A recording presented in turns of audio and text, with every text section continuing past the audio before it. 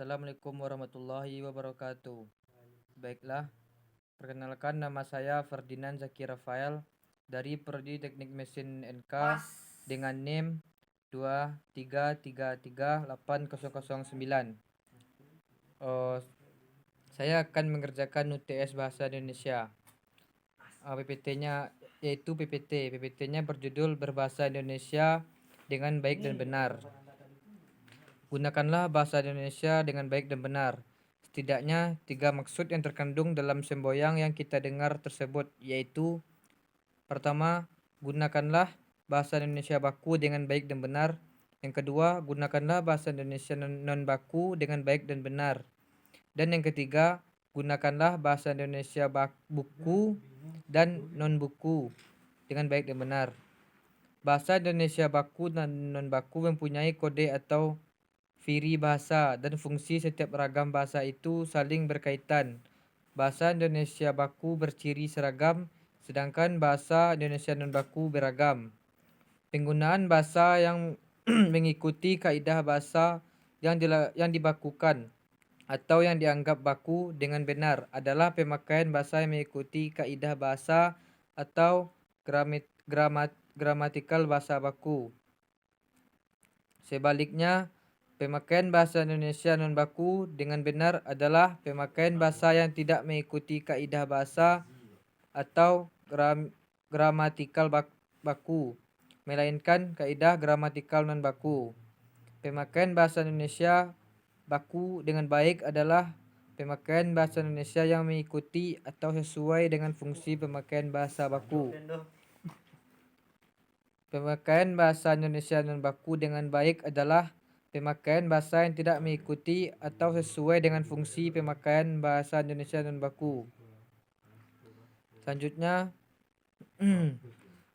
Krida Lisina memperjelas bahasa bahwa adanya bahasa baku atau bahasa standar dan bahasa non baku atau bahasa non standar bukan berarti bahwa bahasa baku atau bahasa standar lebih baik, lebih benar, atau lebih betul daripada bahasa non baku atau bahasa non standar. Bukan di situ permasalahannya. Kita memakai bahasa secara betul atau baik bila kita menggunakan bahasa baku sesuai dengan fungsinya. Demikian juga kita mempergunakan bahasa secara betul atau baik bila kita pergunakan bahasa non baku atau bahasa non standar sesuai dengan fungsinya. Kita menggunakan bahasa secara salah atau tidak benar bila kita menggunakan bahasa standar untuk fungsi bahasa non standar. Oleh karena itu, menaiki bahasa baru tidak dengan sendirinya berarti memakai bahasa yang baik. Nah, selanjutnya berbahasa Indonesia dengan benar.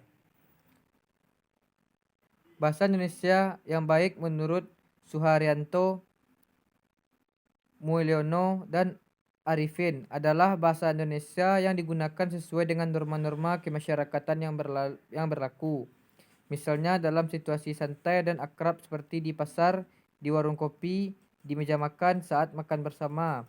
Hendaknya digunakan bahasa Indonesia yang santai, tidak terlalu terikat oleh aturan-aturan atau kaidah-kaidah kebahasaan dalam situasi resmi atau formal, misalnya dalam seminar. Selanjutnya, pidato dan lain-lainnya digunakan bahasa Indonesia. Kaidah-kaidah kebahasaan itu berarti bahasa Indonesia yang baik hendaknya memperhatikan situasi kebahasaan di mana, kapan, dengan siapa bahasa itu digunakan. Ilustrasi.